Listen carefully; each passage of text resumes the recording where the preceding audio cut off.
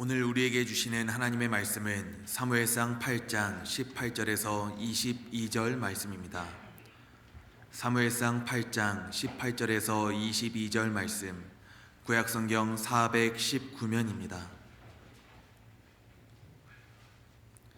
사무엘상 8장 18절에서 22절의 말씀입니다. 그날에 너희는 너희가 택한 왕으로 말미암아 부르짖되 그날에 여호와께서 너희에게 응답하지 아니하시리라 하니 백성이 사무엘의 말 듣기를 거절하여 이르되 아니로소이다. 우리도 우리 왕이 있어야 하리니 우리도 다른 나라들 같이 되어 우리의 왕이 우리를 다스리며 우리 앞에 나가서 우리의 싸움을 싸워야 할 것이니이다 하는지라. 사무엘이 백성의 말을 다 듣고 여호와께 아뢰매 여호와께서 사무엘에게 이르시되 그들의 말을 들어 왕을 세우라 하시니 사무엘이 이스라엘 사람들에게 이르되 너희는 각기 성읍으로 돌아가라 하니라. 아멘. 모든 만물을 창조하시고 다스리는 여호와께서 우리의 하나님이심을 고백합니다. 하나님을 왕으로 섬기는 그 백성의 복 누리시는 사람들이 되기를 주의 이름으로 축복합니다. 사무엘은 어머니 한나가 기도하여 얻은 응답입니다. 어린 사무엘은 제사장 엘리의 곁에서 자랐지요. 드디어 하나님께서 어린 사무엘을 찾아와 부르십니다. 사무엘은 어머님처럼 기도의 사람이었습니다. 사무엘이 이스라엘의 지도자가 되었을 때 백성들에게 우상을 떠나 하나님께로 돌아올 것을 권면하였습니다. 여러분이 온전한 마음으로 주님께 돌아오려거든 이방의 신들과 아스다롯 여신상을 없애버리고 주님께만 마음을 두고 그분만을 섬기십시오. 그러면 주님께서 여러분을 블레셋 사람들의 손에서 건져주실 것입니다. 그래서 백성은 바알과 아스다롯을 없애버리고 하나님만을 섬겼습니다. 그들은 미스바에 전 민족적으로 함께 모여 죄를 용서하며 하나님께 기도합니다. 물을 기어다 부어 그것을 제물로 삼아 주님 앞에 쏟아붓고 온종일 금식까지 하였습니다. 그런데 이스라엘 백성이 미스바에 모였다는 소식이 블레셋 사람들에게 들어가니 블레셋의 통치자들이 이스라엘을 공격하기 위해서 올라와 왔습니다. 이 소식을 들은 이스라엘은 두려움에 떨었습니다.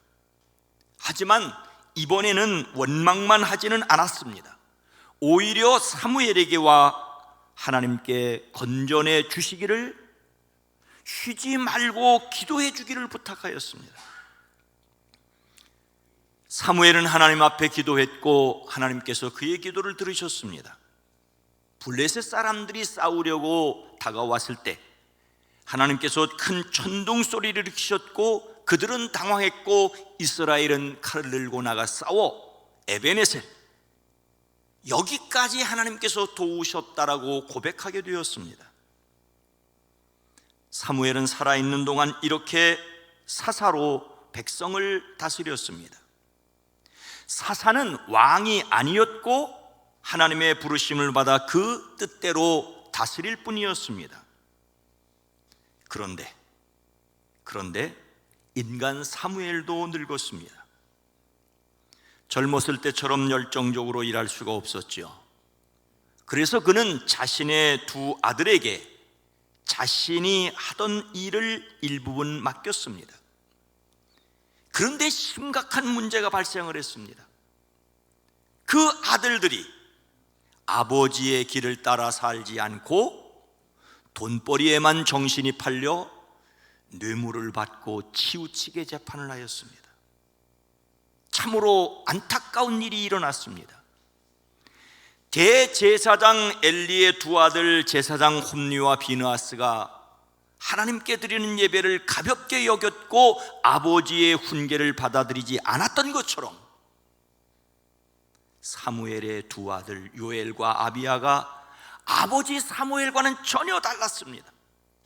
자기 이익을 위하여 뇌물을 받고 재판을 치우치게 하다니 이렇게 통탄스러울 일이 어디 있겠습니까? 예나 오늘이나 부모 마음대로 되지 않는 것이 자식 농사인 모양입니다.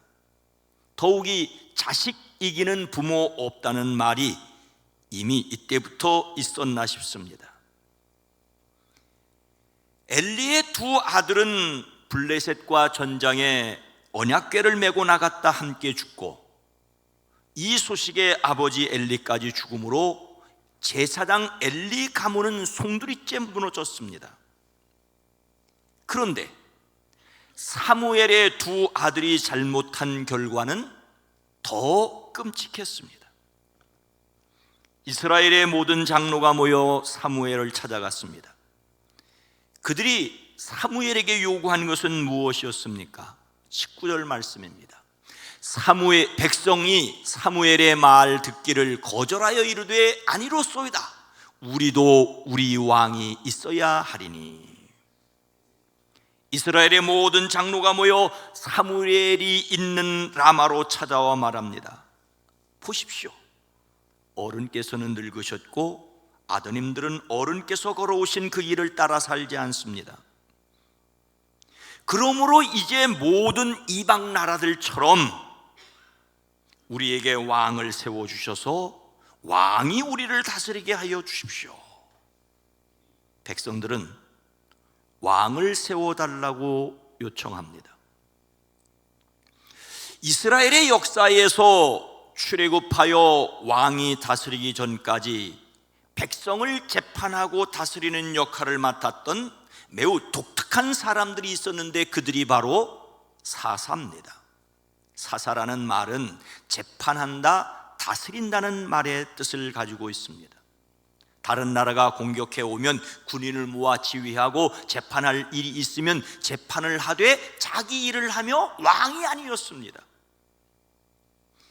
이스라엘을 애굽에서 끌어냈던 모세에게 대항했던 일부 사람들이 했던 말은, 너 모세가 오히려 스스로 우리 위에 왕이 되려 하느냐? 너 모세 우리 위에 왕이 되려고 하느냐? 이 말은 모세도 왕이 아니었다는 말이죠. 모세는 단지 하나님의 말씀을 받아 전하는 선지자였습니다. 언약궤를 모시는 제사장이 따로 있었고 12지파의 지도자들인 70명의 장로가 있었습니다. 이스라엘은 철저하게 말씀 중심의 신앙 공동체였습니다. 사사들은 왕궁을 갖지 않았고 자신을 보호하거나 백성을 동원한 군대도 없었습니다. 상비군이 없었습니다. 전쟁이 나야 비로소 군대를 조직하고 적과 싸웠고, 작은 일은 가족끼리, 조금 더 큰 일은 부족이나 지파 안에서, 큰 일만 사사들이 판단을 했었습니다. 모세와 여호수아 이후 이스라엘의 처음 왕 사울이 세워지기 전까지 사사들이 다스렸습니다. 대표적인 사람들이 드보라, 기드온, 삼손입니다. 사무엘도 사사의 역할을 했다고 해서 그를 마지막 사사라고 부르기까지 합니다. 그가 늙고 힘이 없자 자기 아들들을 사사로 세워 자기를 돕게 했지만 그들이 공식적인 사사는 아니었던 듯 싶습니다. 하지만 그들이 사무엘과 달리 부패하자 백성들은 왕을 요구하고 있습니다. 사무엘은 왕을 요구하는 장로들의 말에 마음이 상하여 하나님께 기도를 드렸더니 하나님께서 사무엘에게 말씀하십니다. 엄히 경고하여 그들을 다스릴 왕의 권한이 어떠한 것인지를 알려주어라. 사무엘은 왕을 세워달라고 요구하는 백성들에게 하나님께서 하신 모든 말씀을 그대로 전하였습니다. 당신들을 다스릴 왕의 권한은 이렇습니다. 왕은 당신들의 아들들을 데려다가 왕의 병거와 말을 모는 일을 시키고 병거 앞에서 달리게 할 것입니다. 왕은 당신들의 아들들을 데려다가 천부장과 백부장과 50부장을 임명하고 자기의 밭을 갈게 하고 자기의 곡식을 거두게 드리게 하고 무기를 만들게 할 것입니다. 왕은 당신들의 딸들을 데려다가 향유를 만들게 하고 요리도 시키고 빵도 굽게 할 것입니다. 왕은 당신들의 밭과 포도원과 올리브밭에서 가장 좋은 것을 가져다가 자기 신하들에게 줄 것이며 당신들이 모아둔 곡식과 포도에서도 열의 하나를 거두어 갈 것이요, 왕은 당신들의 종들뿐만 아니라 뛰어난 젊은이들과 나귀를 끌어다가 자기 일을 시킬 것이요, 왕은 당신들의 양떼 가운데 열의 하나를 거두어 갈 것이고 마침내 당신들까지도 왕의 종이 될 것입니다. 그때야 당신들이 스스로 택한 왕 때문에 울부짖을 터이지만 하나님께서는 그때 당신들의 울부짖음에 귀구이로 응답하지 않을 것입니다. 이렇게 일러도 듣지 않고, 그렇지 않습니다, 우리에게 왕이 있어야 되겠다라고 그들은 말합니다. 그들이 왕을 요구하는 진짜 이유는 무엇이었을까요? 20절 말씀입니다. 함께 읽습니다. 우리도 다른 나라들 같이 되어 우리의 왕이 우리를 다스리며 우리 앞에 나가서 우리의 싸움을 싸워야 할 것이니라 하는더라. 이스라엘은 하나님이 그들을 다스린다는 신앙을 중심으로 12지파의 신앙 공동체였습니다. 그런데 사무엘 아들들의 비리를 핑계로 왕을 세우자고 합니다. 우리도 모든 다른 나라들처럼 우리의 왕이 우리를 다스리며 그들이 우리를 이끌고 나가 전쟁에서 싸워야 할 것입니다. 하나님의 전쟁이 아니라 우리의 전쟁이라고 말하고 있습니다. 지금까지 왕이 없이 살았던 것을 몹시 불평합니다. 이번 기회에 반드시 왕을 세워야 하겠다고 사무엘을 강하게 압박합니다. 더 이상 왕을 세우지 못할 이유가 없다는 말이죠. 그런데 문제는 이런 생각이 하나님의 말씀에 근거한 것이 아니라 주변 나라들처럼 다른 나라들 같이 그렇게 그들을 따라해야 하겠다는 것입니다. 하나님께서는 그들에게 가나안 땅을 허락하시면서 그 땅의 사람들과 같이 하지 말라고 하셨건만 그들은 그렇게 하지 않아서 불안했고 불행했다고 생각하고 그들처럼 하겠다라고 말합니다. 그래야 우리도 다른 나라들처럼 되지 않겠습니까? 우리를 다스려줄 왕, 전쟁이 일어나면 우리를 이끌고 나가 싸워줄 왕이 있어야 하지 않겠습니까? 이웃나라처럼 다른 사람들처럼 살지 않는 것을 몹시 불안해했습니다. 그래서 이웃나라처럼 살아야 하겠다는 것입니다. 하나님께 대한 신앙이 없는 사람들에게 보이지 않는 하나님의 다스림은 허무맹랑하게 보일 수 있었을 것입니다. 눈에 보이는 강력한 왕을 세워서 왕의 다스림을 받겠다는 것은 합리적일 수도 있습니다. 하지만 사람이 다른 사람의 지배를 받겠다는 것이 아니고 무엇입니까? 백성은 사람을 왕으로 세워 다스림 받기를 바랬습니다. 주변의 다른 나라들처럼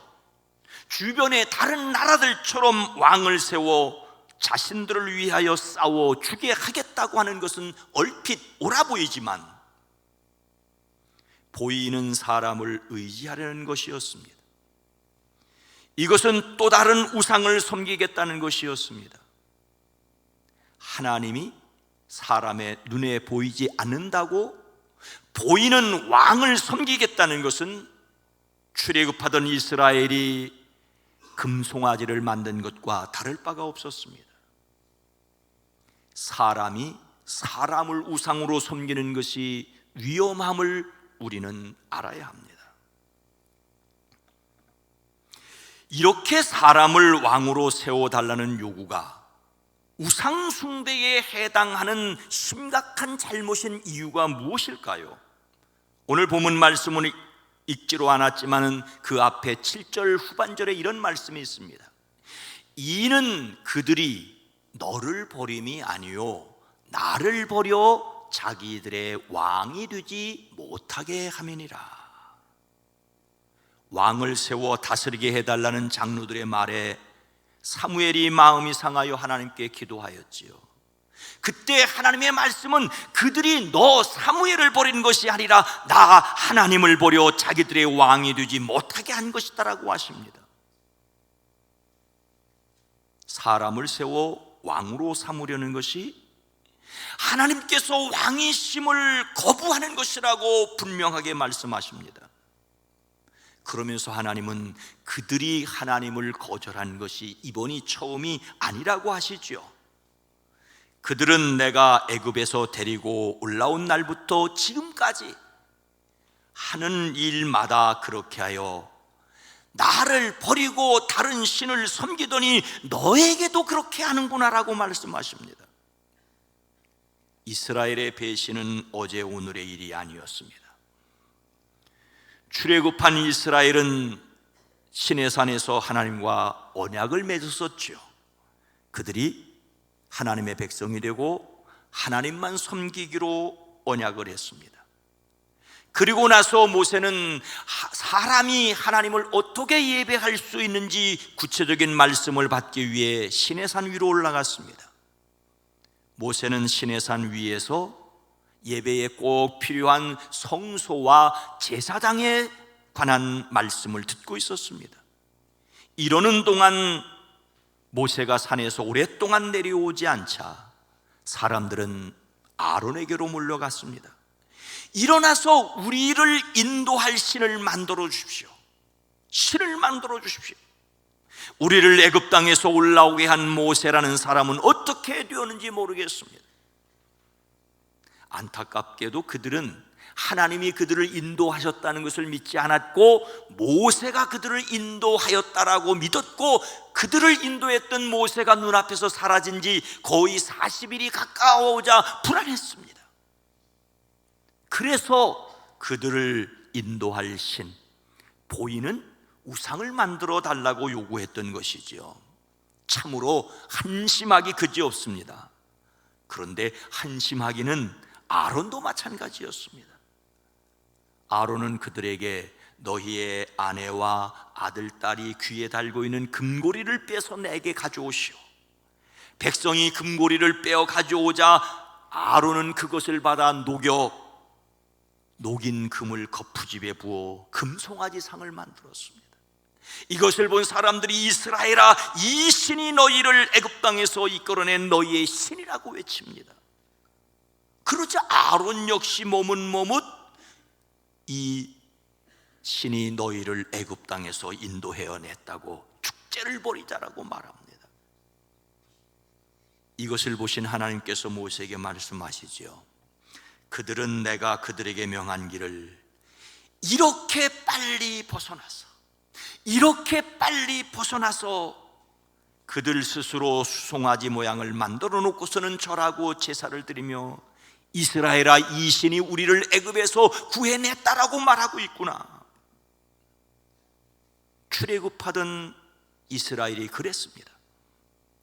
그런데 이렇게 보이는 금송아지를 만들고 절하며 신이라고 숭배하는 것과 사람을 왕으로 섬기려는 것은 겉모습은 달라도 그 실상은 하나님을 밀어내고 눈에 보이는 것을 섬기겠다는 똑같은 우상숭배였습니다.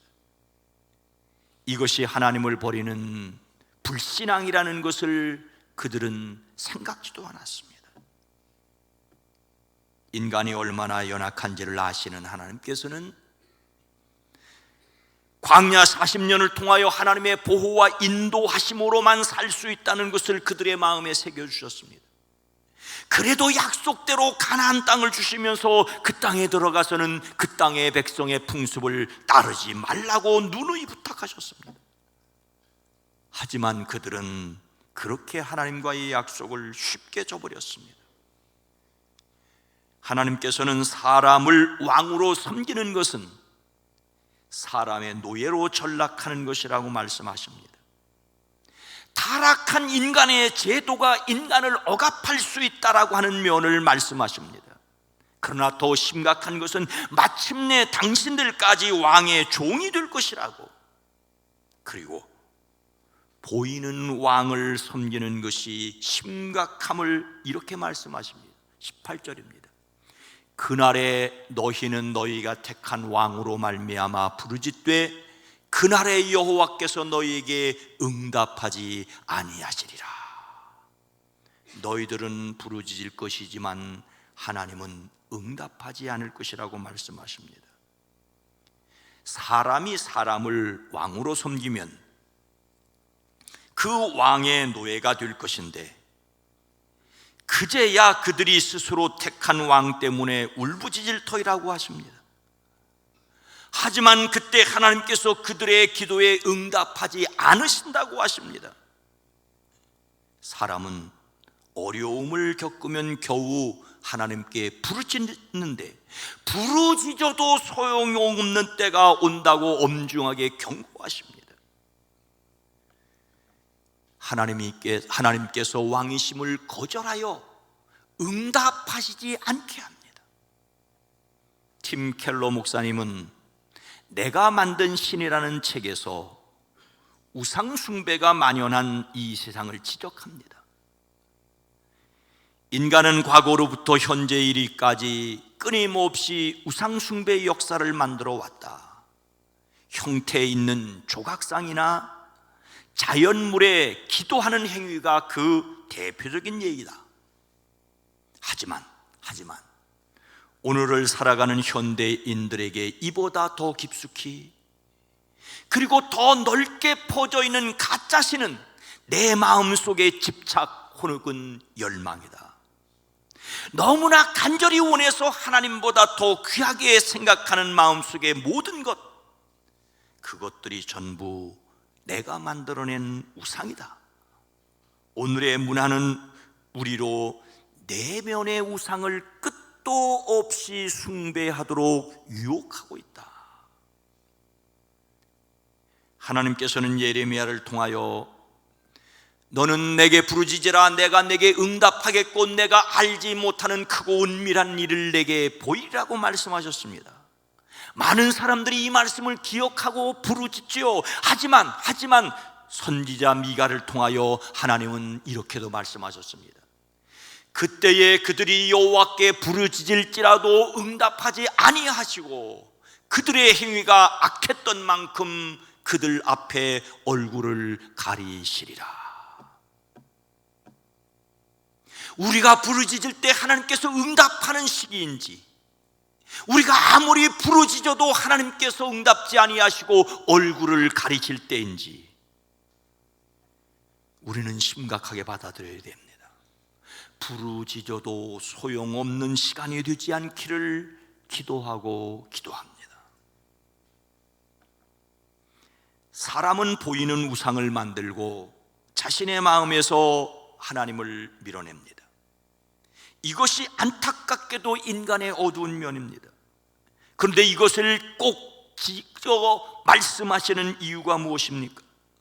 오늘 말씀을 통하여 우리가 결단해야 할 것이 무엇입니까? 22절 말씀입니다.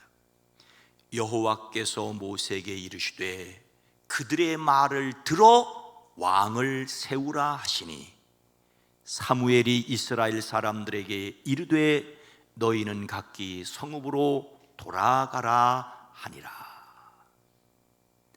사무엘은 그들을 찾아온 백성들의 말을 다 듣고 하나님께 아뢰었습니다.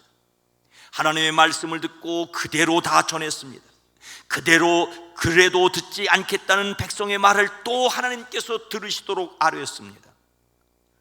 하나님께서 사람의 마음을 모르셔서 사무엘이 알려드려야 했을까요? 아닙니다. 사무엘은 답답한 마음을 하나님께 아뢰었을 뿐입니다. 사무엘은 어린 자녀가 부모의 품에 안겨 그 귀에 속삭이며 말하듯이 하나님께 아뢰었습니다. 기도의 사람 사무엘에게 있어 가장 위대한 모습은 어떤 순간에도 하나님과의 깊은 영적 교제를 포기하지 않았다는 것입니다. 우상을 만들고 섬기겠다는 사람들이 있지만 여전히 하나님과 깊은 교제를 나누는 사람들이 있습니다. 저와 여러분이 그런 사람이 되어지기를 주의 이름으로 축복합니다. 그런데 그때 하나님께서 사무엘에게 이렇게 말씀하십니다. 너는 그들의 말을 받아들여서 그들에게 왕을 세워주어라. 사람들이 왕을 세우겠다는 것은 하나님이 왕이 되심을 거절하는 것입니다. 우상숭배와 같은 것입니다. 이것을 너무나도 잘 아는 하나님께서 그들에게 왕을 세워 다스리게 하라고 말씀하십니다. 무슨 뜻으로 이렇게 하나님께서 말씀하셨을까요? 마치 하나님께서 인간의 요구에 떠밀려서 할 수 없이 마음에도 없으시면서 왕을 허락하신 걸까요? 좀 더 깊이 생각해 보아야 합니다. 절대 주권을 가진 하나님께서 사람의 성화를 못 이겨 떠밀려서 허락하신 것은 아닐 것입니다. 사사가 다스려도 사무엘의 아들들처럼 잘못할 수 있으니 말입니다. 하나님께서는 이스라엘의 처음왕 사울이 실패할 것도 아셨을 것입니다. 그리고 마음에 합한 왕 다윗을 통하여 인간을 구원할 왕을 세우실 원대한 계획을 이미 가지고 계셨습니다. 정치 제도의 문제가 아니라 하나님의 쓰임을 받느냐 쓰임을 받지 못하느냐의 문제입니다. 하나님은 사람들이 매 순간 하나님을 기억하고 결단하며 살기를 원하셨습니다. 하나님을 왕으로 섬기기를 스스로 결단해야 합니다. 저는 오늘 말씀을 읽다가 예수님이 말씀하신 탕자의 비유를 떠올렸습니다. 어떤 사람에게 아들이 둘이 있는데 작은 아들이 아버지에게 말하기를 아버지, 재산 가운데서 내게 돌아올 몫을 내게 주십시오 하였다. 그래서 아버지는 살림을 두 아들에게 나누어 주었다. 며칠 뒤 작은 아들은 제 것을 다 챙겨서 먼 지방으로 가서 거기서 방탕하게 살면서 그 재산을 낭비하였다. 그가 모든 재산을 탕진했을 때 그 지방에 크게 흉년이 들어 그는 아주 궁핍하게 되었다. 그래서 그는 그 지방의 주민 가운데 한 사람을 찾아가서 몸을 의탁하였다. 그 사람은 그를 들로 보내서 돼지를 치게 하였다. 그는 돼지가 먹는 쥐엄 열매라도 좀 먹고 배를 채우고 싶은 심정이었으나 그에게 먹을 것을 주는 사람은 없었다. 저는 이 말씀을 읽을 때 아니 좀 하나님이 좀 말리시지 그랬나 하는 생각이 듭니다. 여기서 아버지는 아들이 돌아왔을 때 아직도 거리가 먼데 아들을 보고 측은히 여겨 달려가 목을 안고 입을 맞추는 하나님 아버지가 아니십니까? 모든 것을 아시는 아버지께서, 모든 것을 아시는 하나님께서 좀 말리시지 그랬나? 나누어 달라고 나누어 주고 팔아서 떠나도록 그냥 두실 수 있을까라는 생각이 들었었습니다. 그런데 하나님은 에덴에서 아담과 하와에게 선악을 알게 하는 나무의 열매 먹는 것을 금지하시긴 하셨으나 강제로 막지는 않으셨습니다. 사람들은 이런 경우 좀 험한 말로 이렇게 말합니다. 다리를 분질러서라도 못 따라가게 하지. 그러면서도 자식 이기는 부모가 없다고 말을 합니다. 하나님은 사람에게 자유를 주시고 스스로 결정하게 하셨다라고 밖에는 생각할 수 없습니다. 그리고 자유에만 책임이 따른다는 생각입니다. 하나님께서 사도 바울을 통하여 갈라디아 교회에 하나님의 안타까운 마음을 전하게 하십니다. 형제들아, 너희가 자유를 위하여 부르심을 입었으나 그러나 그 자유로 육체의 기회를 삼지 말고 오직 사랑으로 서로 종노릇하라. 예수 믿는 것이 자유롭게 되기 위해서 예수 믿는 것인데, 하나님의 자녀 되었다는 것이 자유를 얻었다는 말인데, 그 자유를 마음대로 사는 것으로 쓰지 말고 서로 섬기는 데 쓰라고 말하고 있습니다. 하나님은 왕을 세워달라는 잘못된 요구를 허락하심으로 사람이 사람을 의지하려는 것이 얼마나 어리석은지를 말씀하십니다. 동시에 사람이 의지해야 할 진짜 왕이 누구신지도 말씀하십니다. 예수님은 사람을 해방하여 참 자유롭게 하시기 위해 이 땅에 오신 유일하신 진짜 왕이십니다. 억지가 아닌 행복한 섬김을 하게 하시는 분이십니다. 예수님, 그분만을 왕으로 섬기는 저와 여러분이 되기를 주님의 이름으로 축원합니다. 사랑하는 성도 여러분, 유럽에서 대항해 시대는 나침판의 발달로 망망대해를 건너 왕성하게 무역을 했던 시절이지요. 물론 식민지를 개척하는 어두운 모습도 있습니다. 콜럼버스가 대표적인 사람입니다. 당시 배들은 삼각돛을 사용하였고, 이런 배에는 노예처럼 험한 일을 하는 선원들이 있었습니다.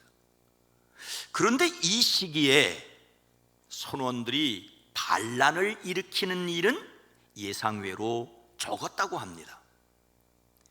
그래도 치안이 유지되는 육지와는 달리 망망대해에서 선원들이 반란을 일으키면 자유를 얻을 수 있는 확률이 높았을 것처럼 보이는데, 선상 반란이 생각보다 적었던 이유는 선장과 항해사가 죽으면 항해를 할 수 없다는 것을 그들이 알았기 때문이라고 합니다. 그들이 나침판을 깨트리면 방향을 잃고 바다에서 방황하다 죽을 수밖에 없다는 것을 그들은 알고 있었기 때문입니다. 오늘날 일반적으로 왕이라는 말은 거부감이 듭니다. 세계적으로 왕정체제를 유지하고 있는 나라들은 점점 줄어들고 왕이 있지만 다스리지 않는 나라들이 많지 않습니까? 하지만 여전히 자신을 의지하고 섬길 것을 찾는 허약한 인간들입니다. 성경은 너희 자신을 종으로 내어주어 누구에게 순종하든지 그 순종함을 받는 자의 종이 되는 줄을 너희가 알지 못하냐라고 말씀하십니다. 많은 사람이 자신의 욕심을 따라 살면서 그것을 자유라고 착각합니다. 자신을 왕으로 섬기면서 불안해하고 눈에 보이는 손으로 헤아릴 수 있는 우상을 끊임없이 만들지만 행복하지는 않은 사람들입니다. 우리는 하나님이 진짜 왕이심을 믿어야 합니다. 십자가를 지셨고 부활하신 예수님만이 우리의 영원한 왕이십니다. 하나님의 백성으로 하나님이 주시는 진정한 안식을 누리는 하나님의 백성의 삶을 살아가시기를 주님의 이름으로 축원합니다. 거룩하신 하나님, 자비로우신 주님,